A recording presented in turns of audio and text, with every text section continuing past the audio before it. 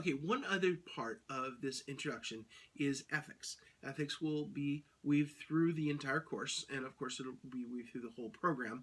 And I just want to bring up right at the beginning of ethics is this university does have hallmarks, and we do try to espouse those as best we can. So, the hallmarks, as you may know already, is that we proclaim by our lives, even more than our words, that God is good. We honor the dignity and sacredness of each person. We educate for and act on behalf of justice and peace in the world. We commit ourselves to community service. We embrace the gift of diversity. We create community among those who we work and those who we serve. And we develop holistic learning communities that educate for life. And I would like to give you one different example outside your textbook of ethics. It talks about the IMA and how there are all kinds of ethical guidelines there. They're all fantastic. Here's a scenario that's very difficult and challenging that ties into finance and accounting and the business side of life that I particularly think is useful in thinking about how we do things. So this example is there's no easy solution for balancing profit and value. So this free clinic charges $5 per patient, but may need to charge more. They get 20,000 patients at $5, and they project if they would get 18,000 patients at $6 and 16,000 patients at $7.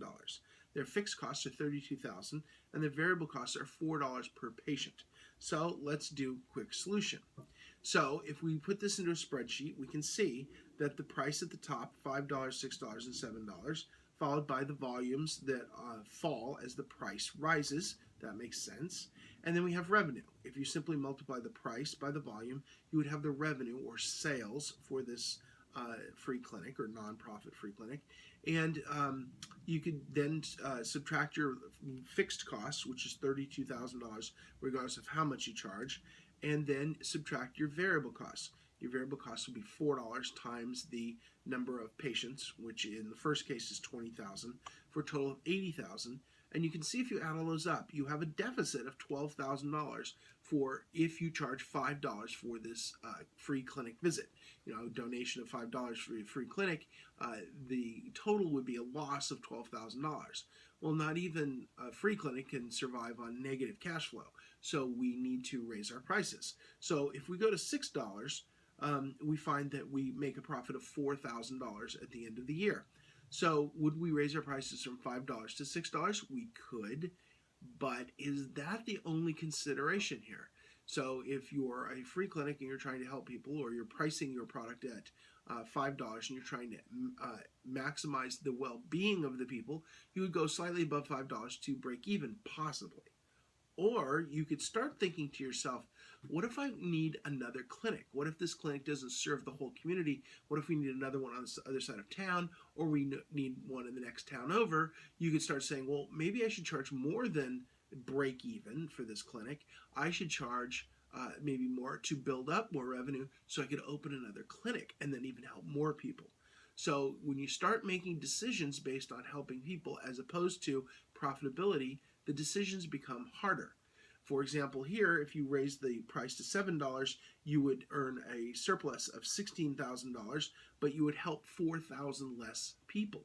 So the question becomes, if you're helping people, decisions become very difficult to make, because do you help 4,000 more people, or do you build a reserve fund so you can build another clinic to eventually help 20,000 more people in the next town over? So those are tough decisions. The easy decision that you will find throughout this course is that if you maximize for profitability, the decision becomes pretty straightforward because your goal is pretty straightforward. It's profitability. Is that the only goal that we have in business?